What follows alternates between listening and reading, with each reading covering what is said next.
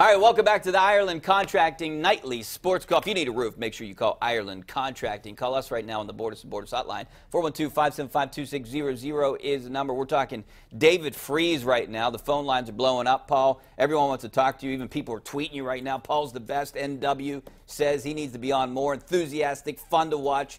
Thanks, Paul. We're a good team. I like being on this show with you. Let's go out to Bob in Clearfield. Bob in Clearfield, how you doing? Hi, gentlemen. Thanks for taking my call. You know, today David Freese spoke up in behalf of the true, hardcore, dedicated baseball fan, the guy who's been people who know bad baseball when you see it. They know when rosters are too heavily economized to be competitive. What his comments did not pertain, he said, to the amusement park crowd who considers going to PSE the same as going to an amusement park. I truly do not expect to see him coming north as part of the 25-man roster. And believe me, his comments will probably cost not even as much as $200,000 additional attendance, because he finally, someone, to their credit, finally spoke up and spoke the truth about the state of affairs with regard to Pittsburgh baseball. All right, thanks a lot, Bob. I think he's coming north. I mean, that's one thing I did. Yeah, how much? I mean, what's he make, about $4 million or yeah, something? I mean, they're not going to just cut ties with him. And they can't trade him. Here's the thing, though. They could, I mean, I guess they could trade him. I don't know. Maybe a team needs a bench guy, but I don't know there's that much of a, you know, they would have to trade him basically for almost nothing. Yeah, and so that, I mean, if they were going to do that, find someone that just needs a bench guy and say, all right, we're going to trade him for, you know, an 18th round pick 30 years from now or something or whatever, just to, you know, get rid of him. Get his money up. You know, but they're not going to cut him. And the other thing is, as much as I would like to believe all the discussions that Colin Moran is the next Mike Schmidt, might not work out, so you might need to have a backup plan. Yeah, one of my buddies actually played baseball with him in college, or played against him, and was telling me he thinks he's going to be okay. He's probably like a 270 kind of hitter, and he gave me a little scouting report on him, but that was from college, so, you know, that was a few years ago. He was a first-round pick. He was a first-round pick. But it hasn't worked for him, and now he's like a 26-year-old minor leaguer. I'm not saying it can't work for him. Well, we don't know. I mean, this ballpark might be favorable for him. It might be. And maybe he hits 20, 25 home runs, and it's great. But if you're the Pirates, you've already got Freese signed. You better have a backup plan in case Colin Moran isn't, you know, according to some people, the next Mike Schmidt. Yeah, and I've gotten word, and I don't know if what you've heard. I've heard that, you know, they're expecting a 20% drop in ticket sales. That's the word that I got. So, you know, 15 to 20%. So that would be, you know, 300, 400,000. That would put them at 1.2 million. I think it's like a 10% drop in season tickets. No, it would put them at like. They had 1.6. That's 300 and. Is that what they were last year? I thought they were more like 1.8. Well, either way, 1.6. Whatever. I mean, that's not good. All right, let's go out to Rich in Altoona. How you doing, Rich? Good, guys.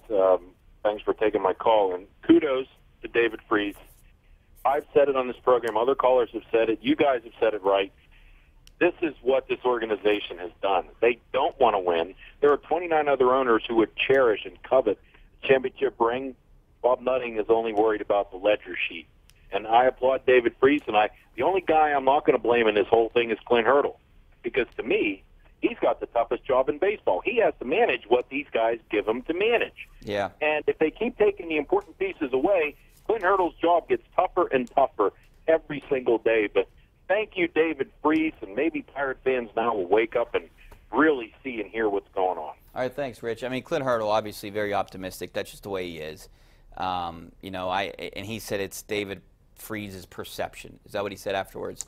So, yeah, I mean, he said that's his perspective. I have a different one. But he said I'm not in the clubhouse, so maybe it'd be right. You know, the thing but he is in the clubhouse. The thing about Clint Hurdle is that there are a lot of people who get angry at like his lineups and things of the such. I mean, the way that baseball is nowadays with these, you know, I call them 15-year-old math whiz kid general managers, you know, and their analytics and stuff. Mm-hmm. A lot of those decisions are made from above the manager. I mean, the manager has some say, but not nearly as much as you think. Yeah, nowadays. what are you batting against, lefties? I mean, those decisions about who plays, what days they play, where they're at in the batting order. A lot of these teams that have these young, you know, analytics, young gun general managers, those decisions come from above, or, you know, it's like a team effort. But it's not like Hurdle, you know, if Hurdle wants a, you know, certain thing here, if Neil Huntington says, no, you know, our numbers are saying this. You got to listen to the boss. Yeah. All right, back out to the phone lines. Let's go out to George in Polish Hill. How you doing, George? Rich and Paul, how are you tonight? Good. Thanks for calling. The reason I'm calling, Rich, is I hear it mentioned time and time again regarding the Powered organization about the 98-win season. How come it's never mentioned that year they led the National League in errors? If you are fundamentally compromised in fielding the baseball, you will never get to a World Series, let alone win one, if you can't play defense. To get better that year, Rich, or the next year, what were they going to do? Buy everybody a new glove? No, it doesn't work that way. George, that was funny. I like it. You made me chuckle. But they had 98 wins. It was a good team.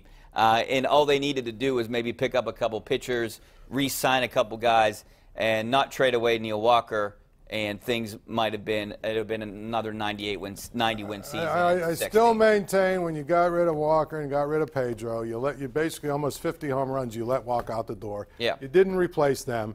You brought in Jonathan Zeise, who gave you a lot of home runs, unfortunately, to the other team. You know, that team was destined to, and again, with a straight face, they had, you know, the rotation that year was Cole. To start the season, they had Vogelsong in there, they had Locke in there, right? They still had Morton. I mean, you're looking at their rotation saying, you really want us, and Liriano, you really want us to believe this is a rotation that's going to take you to the playoffs? And they, you know, I'm sorry, it was Zeise, right? It wasn't Zeise, but they had Happ, they let him go, they didn't try to no, re-sign but they him. had, and I think it was Cole, Liriano, and Zeise, right? And then Vogelsong was and in Locke. the mix. I'm trying to think if I think Vogelsong and Locke or Morton, whatever. The bottom line is anybody that had a sense looked at that rotation and said, this is not a rotation that's going to win 98 games or anywhere close to that, and may not win 85 or 84 games, and would they end up winning 78? Yeah, you know what? And then they blamed it on Liriano, which is comical. I was optimistic last year. I thought they were going to be somewhere in the mid-80s, but boy, was I wrong. Maybe they could have been. I didn't. Maybe they could have been with the Marte, with Gung. With a healthy Taillon, that might make up, you know, 10 games. This is what I said last year. Same thing.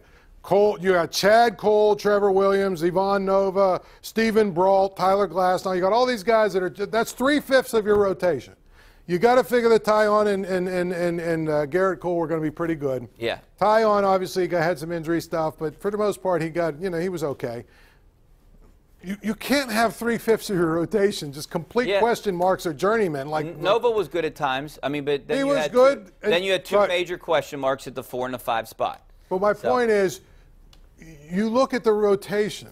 Now this year your rotation is Taillon, number 1, and who's your number 2? Trevor Williams, maybe?